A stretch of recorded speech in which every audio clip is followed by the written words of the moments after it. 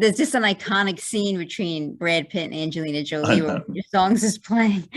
Do you Yeah, remember seeing that scene for the first time? Or I mean, I assume you've seen it. I have seen it, but I must be honest. Uh, I knew it was coming because Russell told me the day before. He says, "You got to go and see Mr. and Mrs. Smith." He said, "You're going to freak out. There's a song in there." And so I saw it, and then when Brad Pitt started singing, I went, "Oh my God!" All my family was with me, and he was at a big round table, and I was at a big round table, and this was Tyne had already won 3 Emmys. I hadn't won any yet, so the show had been on a while. I tell you that about the Emmys for this next remark. So I think, gee, there's Bob Newhart. I'd love to go say hello to him. So I excused myself to my family. I said, "Excuse me, Bob." I said, "I'm Sharon Gless. I don't know if you remember me.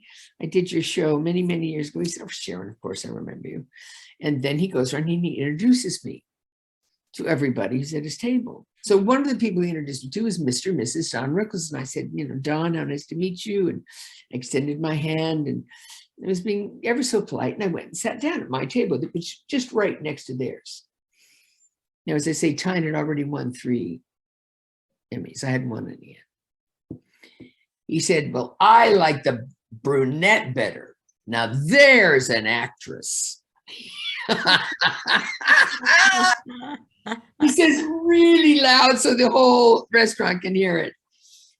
I loved him so much for doing that because it was a compliment to me, Oh, to be picked on by Don Rickles definitely is. By Don Rickles and say, "Now I like the brunette better. Now there's an actress." We had a scene early on, and I thought, oh, I have to work with that guy. I have to work with that guy. Partly because he was such a hot potato, He was not your standard, like, I'm going to do the lines as written. I'm going to play this part as it's written. He would just take everything apart and explode it. And odd thing with us is I had to do, when I was doing, God, this is like forever ago in black and white days, but I was doing a show in Vancouver. I had to meet Patricia Charbonneau as she mounted me in bed, because we get caught in bed. Her flight was late, and so she like arrives, they're throwing makeup on her in the limousine. She gets in, and I was like, "Hi, Scott Bryce." She's like, "Hi, Patricia." Get caught by her husband was the deal. But it was, and I thought in that moment, boy, sometimes this is a very odd business, isn't it? It is, right? Nice to meet you. Now get on me. Exactly. Okay. And then great to meet you. Got to go catch my train. Yeah. Right? Great to meet you. I kill you in this scene, right? That's right. I love it. When I watched Marissa's performance in that courtroom in person and then watching it again on camera as the camera saw it, I said to Jonathan, it's like, she's going to win an Oscar. She's amazing. And I said those words. So when people say, "Were you shocked when she won the Oscar?" I was like, no, because I saw it there while I was doing it. And then I saw it on the screen when we were editing the dailies on location. She was that good. So it was really an incredible experience. I was lucky as a performer to be able to work with great actors like that. It makes my job that much easier. It makes me look great. It makes my job easier just in terms of acting off of other people that are so good. But yeah, I mean, I'd love to be able to say I was just in the moment every moment, and I try to be, but as a human being, you do step back and go, wow, they're really good. The early days for Sandra Bullock and Keanu Reeves, I have to know, because I'm just weird this way. The scene when you're getting the people off the bus, right? You're filming that scene. Are you really moving? I mean, is the bus actually moving when you're doing The bus is actually moving, and there's actually a board between the 2 buses, and we're walking them across. No, it's all that's real. All that is real. Oh my goodness. Yeah.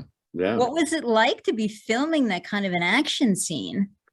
I mean, but the whole thing. I mean, the bus ride through the city. I was actually up in that helicopter. It was pretty. They were not fond of each other from I Love Lucy, and Bill would get Stan and I to collect all these old metal film cans, and and when he when the whim hit him and he probably had a few drinks at lunch, we would get our stash of film cans. And the Lucy show was filming right next door to My Three Sons. We were both working at Desilu, and he'd hold up in the door, and they'd hear a rehearsal, and he'd hear Vivian's voice, somewhere off on this big sound stage, but he'd listen to hear her voice, and then he'd go, throw them, and then we'd like frisbee these big, metallic cans, and then he hit, and it sounded like a bomb going off, and then we would run back to our sound stage and and hide out. And I had just a great experience with Kirk, just like I did with Michael. Anyway, I got a letter from Kirk at 100 and something, and he said, "Oh, I was listening to the radio, and I heard your interview and heard you mention me, and it brought back so many nice memories when we worked together, and thank you, and I really appreciate it." It was like, wow. Come on, as Barry, and you're everything we could have possibly wanted you to be. You live up to the tale. I don't know if that's a good thing or a bad thing that I lived up to Barry. I can't decide. It's probably a little bit of both.